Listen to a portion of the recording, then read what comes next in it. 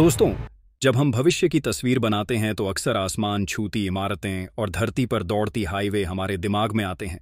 लेकिन अब वक्त बदल रहा है। भारत की असली कहानी अब जमीन से नीचे और समुद्र की गहराइयों में लिखी जा रही है।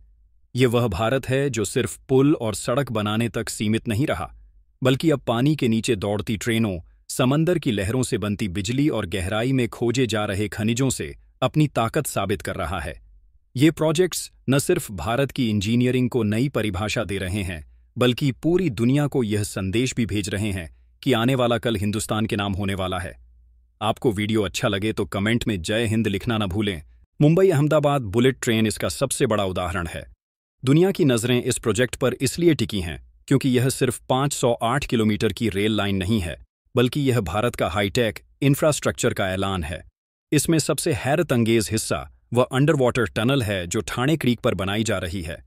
7 किलोमीटर से ज्यादा लंबी यह सुरंग समंदर के नीचे जाएगी और वहां से ट्रेन 320 किलोमीटर प्रति घंटे की रफ्तार से दौड़ेगी।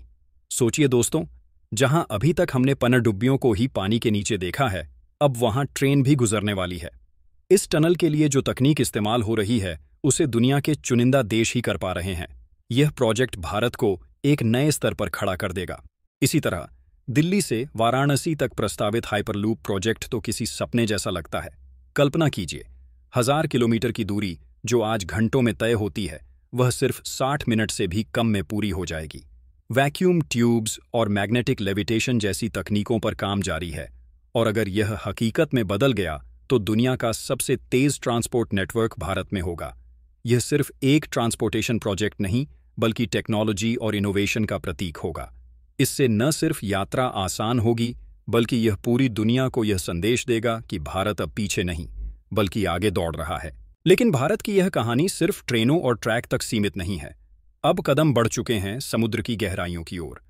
समुद्रयान मिशन इसी का हिस्सा है। मत्स्य 6000 नाम का सबमर्सिबल भारत की पहली ऐसी मशीन होगी जो इंसानों को 6000 मीटर की गहराई तक ले जा सकेगी। वहां सूरज की रोशनी भी नहीं पहुंचती, लेकिन भारत वहां से कोबाल्ट, निकल, कॉपर और रेयर अर्थ मटेरियल्स जैसे कीमती खनिज निकालने की तैयारी कर रहा है।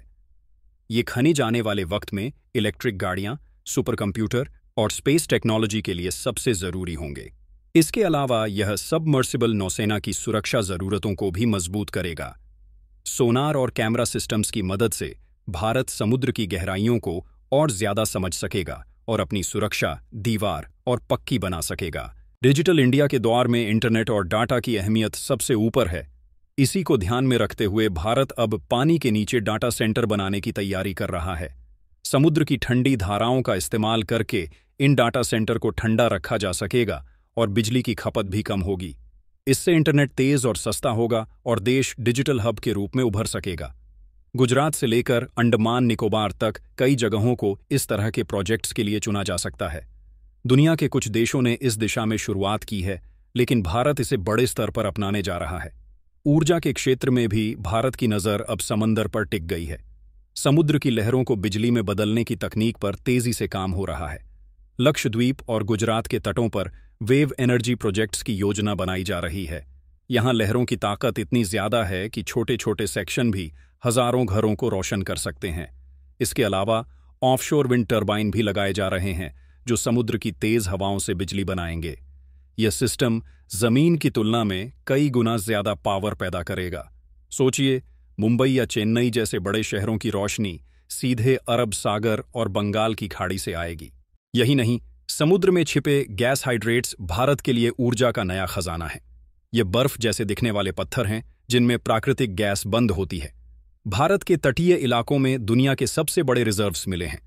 अगर इन्हें सुरक्षित तरीके से निकाला जा सका तो आने वाले 100 सालों तक भारत ऊर्जा के मामले में आत्मनिर्भर हो सकता है। हालांकि इसे निकालना बेहद कठिन और जोखिम भरा है, इसीलिए इसरो और डीआरडीओ जैसी संस्थाएं इसमें रिसर्च कर रही हैं। समंदर का इस्तेमाल भारत सिर्फ संसाधन निकालने के लिए ही नहीं कर रहा, बल्कि उसे बचाने की दिशा में भी कदम बढ़ा रहा है। अंडर वाटर ड्रोन और रोबोटिक सिस्टम्स से यह स्कैन किया जा रहा है कि कौन से इलाके संवेदनशील हैं और कहां बड़े प्रोजेक्ट्स किए जा सकते हैं। कोरल रीफ्स, दुर्लभ प्रजातियां और समुद्री जैव विविधता को बचाना भारत की प्राथमिकता में शामिल है। इसके साथ ही अंडर वाटर टूरिज्म को भी बढ़ावा देने की योजना है।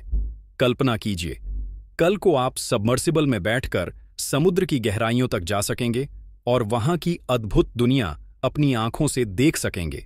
लेकिन असली गेम चेंजर है भारत की अंडर वाटर सर्विलांस वॉल। ये कोई साधारण दीवार नहीं, बल्कि हाईटेक सेंसर और ड्रोन का जाल है जो दुश्मन की पनडुब्बियों को ट्रैक कर सकता है। जैसे ही कोई अनजान सबमरीन भारतीय जल क्षेत्र के पास आएगी, ये सिस्टम तुरंत अलर्ट भेज देगा। इसमें एआई और मशीन लर्निंग का भी इस्तेमाल हो रहा है ताकि खतरे को पहचानने और खत्म करने की क्षमता और ज्यादा मजबूत बने। दोस्तों, साफ है कि भारत के मेगा प्रोजेक्ट्स अब सिर्फ पुल, सड़क या ट्रेन तक सीमित नहीं हैं। ये एक नए भारत की पहचान है जो टेक्नोलॉजी, ऊर्जा और सुरक्षा के हर मोर्चे पर दुनिया से आगे निकलने की तैयारी कर रहा है।